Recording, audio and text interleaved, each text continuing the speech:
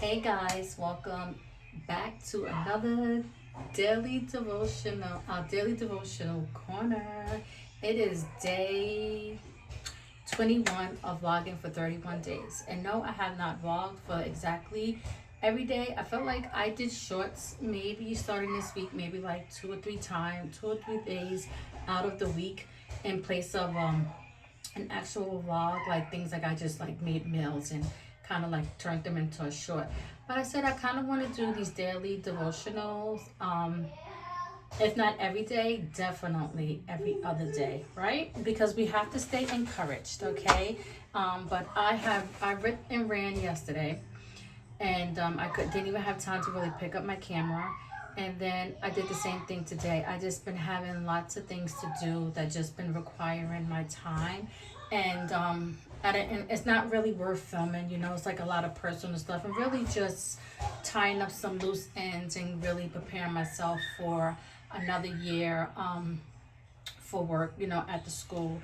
But it's so weird, right? Because I kept saying like, man, I'm tired.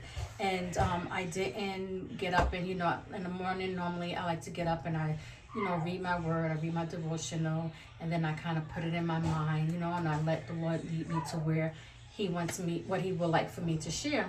So today I came home and after I ran all my errands and stuff, and I actually had a little meetup with some of the girls that I work with at the school, and I came home, I cooked dinner for my family, and then I said, okay, now it's the time for me to sit down and make time for the Lord before I, get too invested in TV and start doing my night routine and da da da da. And today's verse, it comes out of Jeremiah chapter 31, verse 25, and it reads, I will refresh the weary and satisfy the faint. Okay, so I'm reading that and I'm thinking, okay, the weary, satisfy the faint. Okay, so then I read, get a little deeper and a little deeper, and then I realize, okay, so basically, it's okay to be tired. It is okay to be burnt out, to feel these feelings, okay? And to be able to acknowledge them and to take a minute to step away from the burnout, especially, working. And I feel like the amount of pressure that the world puts on us that we have to have this big time job with this title, and you figure like all the jobs that have good titles are burnout jobs: a doctor, a nurse, a lawyer, a teacher, even being a parent.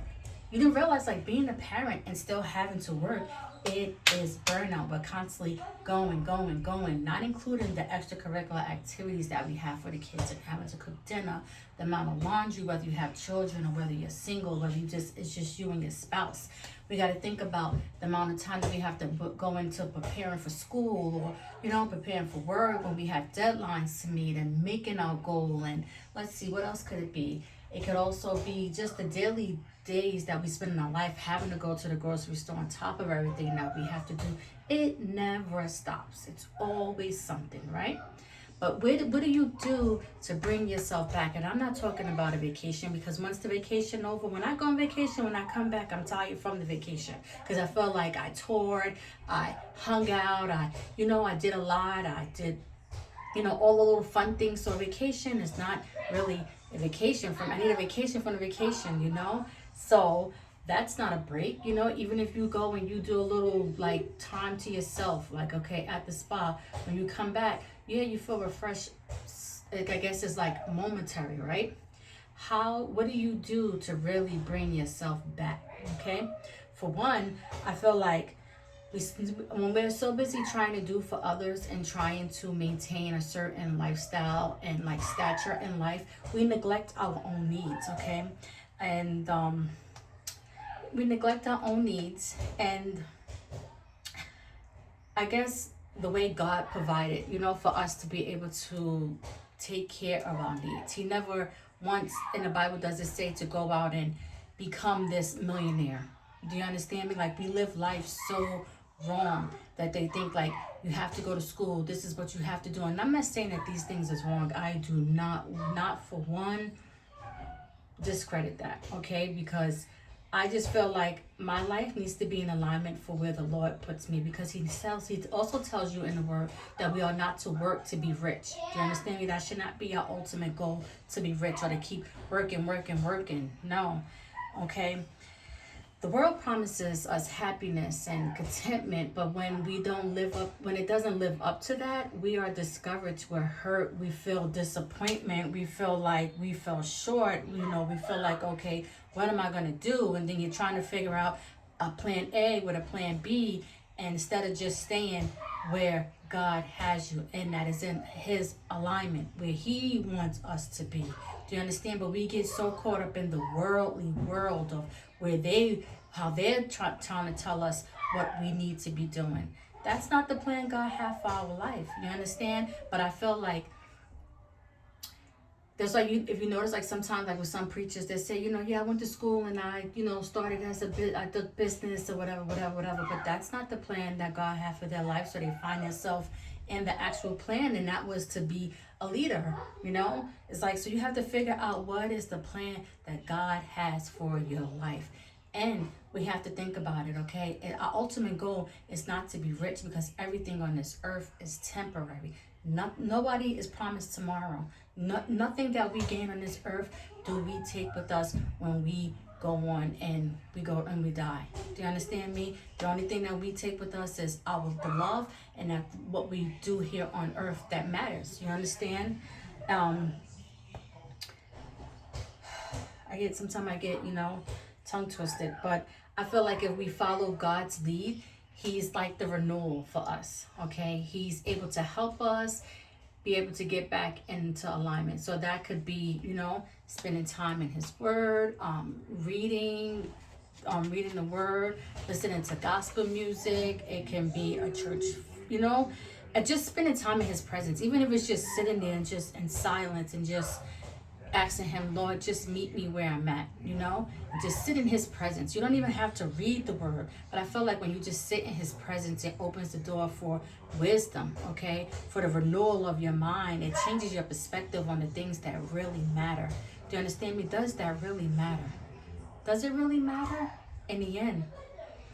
If I buy this big old house, yeah, it matters today, but does it really matter?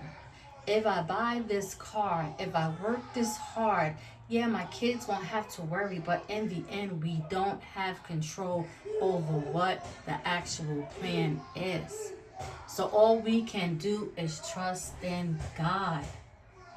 Trust in him and allow him to be in alignment for us, because his plan is not for us to be tired and worn out and overworked and trying to compete with anybody.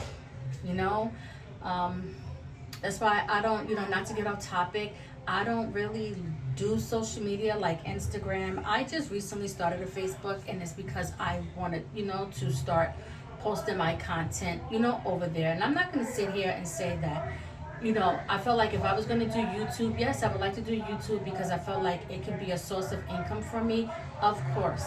But I'm not going to go and pick up a second job to wear myself out. I still have to be here and available for my kids. You understand? So it was like, okay, if I could do something where I can make time for, and then if I'm going to do something, it has to include the Lord.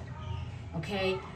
I get to share what I learned from the Lord. Do you understand me? To someone else. I get to encourage someone else and also receive it. Because sometimes when I go on and I'm scrolling on YouTube and I hit somebody's page, it's encouragement for me as well when we're sharing the word. Like, there's a lady that I watch, and she's the name of her channel is Wisdom Speaks, and I feel like she always she comes on in the perfect time. I also get notified of her videos, and it's perfect. Yeah, I just hope this was an encouragement for someone, because it hits me. It reminds me, okay, I didn't, for me, I was able to finish high school, but I didn't go to college because, for one, I wasn't sure on what I wanted to do. And once I knew what I wanted to do, I felt like nursing was my calling. I got married, and then I started to have kids, and then everything became, on the back burner. I felt like I have time. Then I ended up as you get older and you realize, okay, even though your kids are getting older, when do you have time? You have to make time, right? But then I'm like, why am I going to put more on my plate, right? Trying to go back to school to get, I guess, like, I could say, like, better pay, right?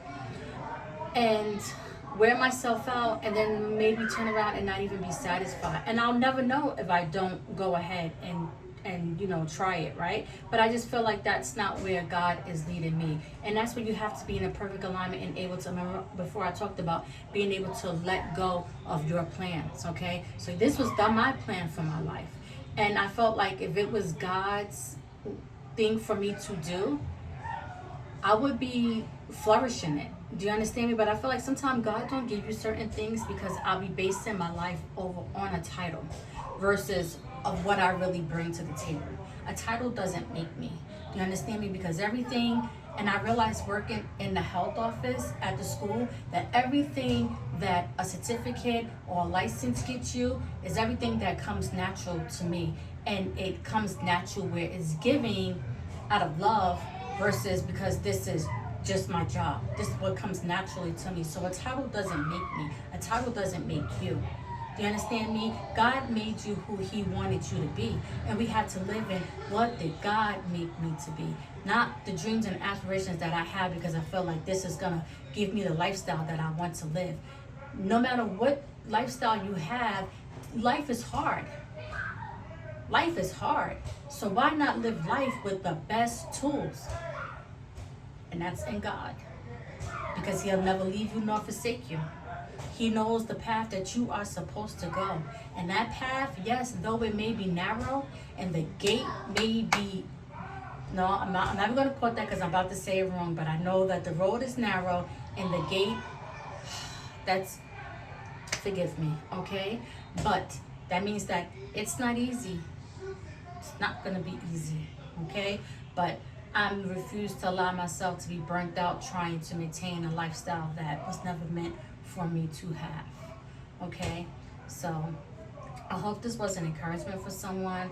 I hope that I didn't ram or babble, and be blessed. And hopefully I will see you in tomorrow's vlog, and check in with your girl, comment in the comments. Let me know how you feel. Give me your opinion, and also like, comment, and subscribe. And thank you, and continue to have a blessed Tuesday. I'm officially on the countdown. I start work next week, and I'm trying to be excited, but it's so hard because I feel like my summer went by so quick. But I'm going to go ahead and get out of here. Have a blessed night. See you soon. Bye.